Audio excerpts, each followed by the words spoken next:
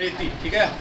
इसकी पहली पंक्ति है, देखा विवाह आमूल नवल, तुझ पर सु बड़ा कलश का जल।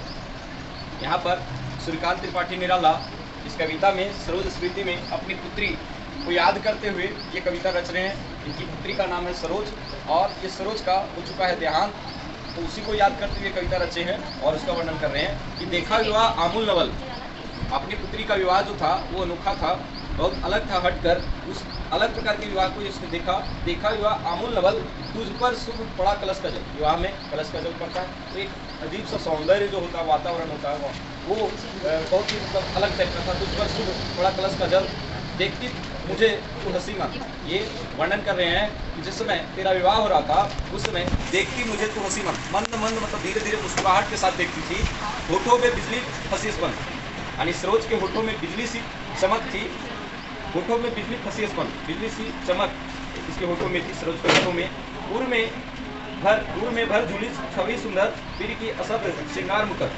यानी सरोज के हृदय में अपने प्रीतम के प्रति जो श्रृंगार था, वो प्रीतम का जो श्रृंगार था वो इसके मुख पर प्रतीत हो रहा था।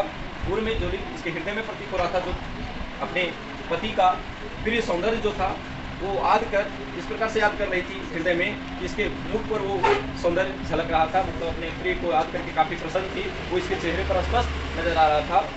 तू खिली एक उच्छ्वास संग, आगे कंक्लूड करते हैं, तू खुली एक उच्छ्वास संग। इसकी जो पुत्री थी वो स्वतंत्र थी, पूरी तरह से आज़ाद थी, विश्वास असत बंध अंगन। लेकिन जब विवाह हो रहा था तो एक सामाजिक बंधन में बंधने जा रही थी। पहले तो आज़ाद थी पूरी तरह से, लेकिन अब ये एक नए प्रकार के बंधन में बंधने जा रही थी। नत नैनों से आलोक तक, इसके नैनों में, इसकी आंखों में प्रकाश था। नत नैनों से आलोक उतर, कांपा अधरों पर थर थर, और एक अजीब सी कपकपाहट इसके होठों पर थी। विवाह, चूंकि विवाह का समय था और नई जिम्मेदारियां इसके ऊपर आने वाली थी, तो चमक के साथ साथ नई समस्याओं, नई घर को लेकर थोड़ी सी इसके अंदर अलग प्रकार से कपकपाहट थी, सोच थी, अलग प्रकार का। देखा मैंने वह मूर्ति थी, मेरे वसंत की प्रथम थी। जब निराला जी अपनी पुत्री के विवाह के समय अपने पुत्री को देखते हैं तो ये रति के समान अपनी पुत्री को प्रतीत करते हैं। रति अर्थात कामदेव की पत्नी, जो प्रेम और सौंदर्य के देवता हैं, उनकी पत्नी के समान अपनी पुत्री को देखते हैं और इसी को मानते हैं कि ये मेरा प्रथम वसंत था, जिंदगी में कोई पहला अवसर था जब खुशहाली और वसंत उत्साह वातावरण इसके जीवन में आया। माननीय सूर्यकांत त्रिपाठी निराला जी के जीवन में आया। इससे पहले ये अपनी पत्नी को भी गवा चुके हैं और इस कविता को रचने के दौरान अपनी पुत्री को याद कर रहे हैं, क्योंकि इसकी पुत्री भी इस दुनिया में नहीं रही है। आगे पंक्ति में देखते हैं, श्रृंगार रहा जो निराकार, रस कविता में उच्छ्वसित।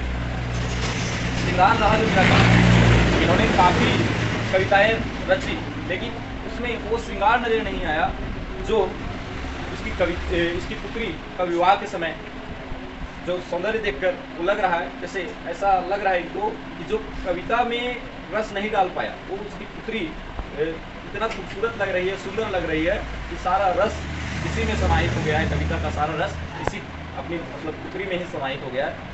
श्रृंगार रहा जो निराकार, रस कविता में उच्छ्वसित, गाया स्वर्गीय प्रिया संग, भरता प्राणों में राग। जो अपनी प्रिया संग मतलब निराला जी अपनी पत्नी के संग जो गाया था, जो कल्पना किया था अपने जीवन का, वो सचमुच में हकीकत में जब इसका विवाह हो रहा है सरोज का, तो ऐसा लग रहा है जो राग भरा था, जो कल्पना किया था, जो प्रिया संग यानी अपनी पत्नी जो स्वर्गीय प्रिया है उनके साथ जो सोचा था, गया था, वो भरता प्राणों में राग रंग। वो सोच विचार आज जब इसका विवाह हो रहा है तो वो सारे रंग राग भर रहा है।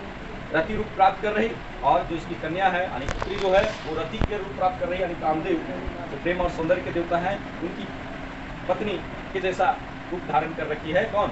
सरोज। रति रूप प्राप्त कर रही हुई, आकाश बदल कर बना नहीं। आकाश बदल कर मतलब पूरा वातावरण आकाश का बदल चुका है जब विवाह का समय आया। हो गया ब्याह आत्मीय सजन, और उसका फिर विवाह हो जाता है सरोज का, और जिसमें केवल अपने लोग ही सम्मिलित होते हैं। कोई बहुत लंबा चौड़ा परिवार सम्मिलित नहीं होता, केवल जो अपने घराने के लोग होते हैं वही लोग इसके विवाह में शामिल होते हैं। कोई थे नहीं, ना आमंत्रण, कोई और लोग नहीं थे इसके विवाह में, और ना किन्हीं को आमंत्रण दिया गया था, बहुत ज़्यादा आमंत्रण नहीं मिला था, ना आमंत्रण था, भेजा गया विवाह घर रहा, ना घर किसी दिवस जाग, ना कोई इस तरह के संगीत वगैरह का आयोजन हुआ, ना कोई जागरण हुआ, तो रात भर जो जाग कर लोग गीत गायन करते हैं वैसा कुछ भी नहीं हुआ। फिर मौन एक संगीत भरा नवजीवन के स्वर पर उतरा, मतलब पूरी तरह वातावरण जो रहा वो एकदम मौन सा रहा, शांत सा रहा और नवजीवन के स्वर पर उतरा। अब इसका नया जीवन होने वाला था, नए जीवन में जीने वाली थी। आगे पंक्ति कह रहे हैं कि माँ की कुल शिक्षा मैंने दी, चूंकि पहले ही बता चुके हैं कि इसकी माँ का भी मृत्यु हो चुका था, सरोज की माँ का भी मृत्यु हो चुका था पहले ही। तो ऐसे में एक माँ का दायित्व इसने खुद उठाया, माँ का जिम्मा खुद उठाया, इसने ही कुल की शिक्षा दी। मतलब एक जो महिला अपने पुत्री को जो शिक्षा देती है ससुराल जाने के बाद कैसे रहना है, क्या चाल चलन रखनी है, कैसी बात करनी है, कैसे बर्ताव करनी है, ये सारे शिक्षा खुद सूर्यकांत त्रिपाठी निराला ने दिया है। माँ की कुल शिक्षा मैंने दी, पुष्प से तेरी स्वयं रची, सोचा मन में वह शकुंतला, पर पाठ अन्य नया कला। ये अपनी पुत्री के लिए माँ के जैसा पूरा रोल अदा किया, सारे कार्य किए। पुष्प से तेरी स्वयं रची, सोचा मन में वह शकुंतला। एक इतिहास की पात्र है शकुंतला, इतिहास में एक पात्र है शकुंतला जो अपनी ये भी माँ, इसकी भी माँ शकुंतला की भी माँ नहीं थी और वो भी काफ़ी अलग रहे, मतलब जीवन जीती ठीक जैसे सरोज अपनी माँ के उनका माँ का सुख नहीं मिला, उसी प्रकार से शकुंतला को भी नहीं मिला था। परंतु यहाँ पर ये अलग है इसके जीवन और वो अलग, लेकिन दोनों का सिमिलरिटी ये है कि दोनों की माँ नहीं थी। पर पाठ अन्य कला, कुछ दिन वह गृह टूट फिर समोद। कह रहे हैं कि कुछ दिन जब माँ का देहांत हो जाता है तो कुछ दिन घर पर रही सरोज, उसके बाद नानी घर चली गई थी। बैठ नानी की स्नेह बोध, मामा मामी का रहा प्यार। और जब नानी घर चल गई तो वहाँ नानी का तो प्यार रहा ही, साथ ही साथ मामा मामी का भी काफ़ी प्यार रहा। जैसे भर जलधरा का जो अपार, जैसे बादल का धरती के ऊपर प्रेम होता है ना, तभी तो बरसता है, बरसता यानी जो बादल होता है वो पृथ्वी पर बरसता है। पृथ्वी पहले धूप से तपती रहती है, परेशान रहती है, तो उसको ठंडक पहुंचाने के लिए जिस प्रकार से प्रेम रूपी बादल बरसते हैं पृथ्वी पर, उसी प्रकार से इसके मामा मामी का प्रेम रूपी प्यार जो है वो सरोज पर बरस रहा है। मामा मामी का रहा प्यार, भर जलद धरा पर जो अपार, बेही सुख दुख में न्यस्त। हमेशा मामा मामी इसके सुख दुख में न्यस्त रहे, मतलब लगे रहे। तेरे हित सदा समस्त व्यस्त, उसके हित के लिए, उसके लाभ के लिए, उसके बेनिफिट के लिए, उसके हितकर के लिए हमेशा सदा तत्पर रहे। वह लता वहीं की जहाँ कली, मतलब यहाँ पर वह लता, लता अर्थात इसकी माँ को कहा गया है। वह लता वहीं की जहाँ कली, जहाँ की इसकी माँ थी वहीं की माँ को लता कहा गया और इसकी पुत्री सरोज को कली कहा गया। इसकी जहाँ की माँ थी यानी लता, वहीं की ये कली थी, है ना। जहाँ इसकी माँ, ये भी तो नन्हाल में रह रही है, तो वहीं की तो माँ थी और ये गई कली के रूप में इसको दिखाया गया सरोज को और इसकी माँ को लता के रूप में। तू खिली स्नेह से हिली पली, वहाँ पर स्नेह प्यार से एकदम पली खिली बढ़ी, है ना। तू खिली स्नेह से हिली पली, अंत भी उस गोद में शरण दी मुंदे त्रिभुवन महामरण। और अंत में सरोज का भी मृत्यु वहीं नन्हाल में हो जाता है, अपनी नानी के गोद में हो जाता है। तो ठीक इसी प्रकार से इसकी माँ का भी मृत्यु वहीं हुआ था जहाँ इसकी पुत्री यानी निराला जी की पुत्री का हो रहा है अपने नन्हाल में। मुझ भाग्य की तू संभल, युग वर्ष बाद जब हुई कल, दुखी जीवन की कथा रही। अब ये खुद को कोस रहे हैं, मुझ भागिन की कुसंबत, मतलब मेरे मुझ भागिन, अपने आप को भागिन समझ रहे हैं, क्योंकि देखिए पत्नी को खो दिया, पुत्री को खो दिया, तो ये भागिन कह रहे हैं खुद को। आर्थिक जीवन भी बढ़िया नहीं रहा, इसलिए कह रहे हैं कि मुझ भागिन की तू संबल, मतलब एक ही सहारा थी।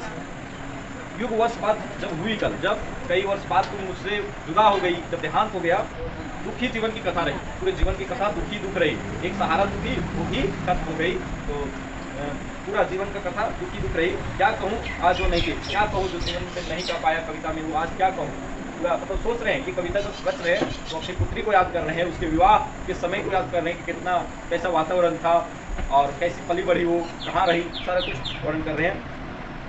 वो इसी कर्म पर वज्रपात, ये अपने के कवि कर्म कर रहे हैं, यानी रचना जो कर रहे हैं उसी पर वज्रपात होने की बात कर रहे हैं कि इस कर्म पर वज्रपात। ऐसा इसलिए क्योंकि कहीं ना कहीं ये लेखन रचना में व्यस्त रहे और वो सारे कार्य नहीं कर पाए जो एक पिता अपने पुत्री के लिए कर पाता है, आर्थिक रूप से उसे सुविधा दे पाता है, वो नहीं कर पाए, इसलिए कह रहे हैं कि मेरे कर्म पर हो वज्रपात।